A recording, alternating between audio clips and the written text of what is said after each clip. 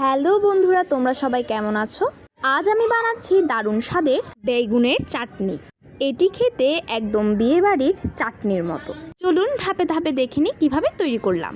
আমি বেগুনগুলো কেটে লবণ পানিতে ভিজিয়ে রেখেছিলাম, তারপর ভাজি করছি, যা স্কিপ হয়ে গিয়েছে। ভাজিগুলো প্লেটে তুলে কড়াইতে যে তেলটুকু ছিল তাতে রসুন, তেজপাতা, পাঁচফোড়ন দিয়েছি। এবার ভেজে রাখা বেগুন, রসুনের ভাজি, আরও দিয়ে দিচ্ছি গুড়। আপনারা চাইলে চিনিও অ্যাড করতে পারেন। এখানে আমি একটা মজাদার বিষয় অ্যাড করেছি, যেটা হচ্ছে তেঁতুলের পানি, যেটা সবারই প্রিয় আমার মতো।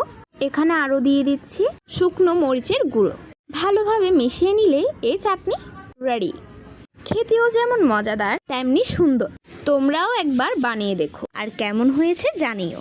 চাটনি শুধু ভাতের সঙ্গে নয়, পরাটা কিংবা রুটির সঙ্গে দারুণ মানিয়ে যায়। যারা টক মিষ্টি স্বাদের খাবার পছন্দ করে তাদের জন্য এটি একেবারে নিখুঁত।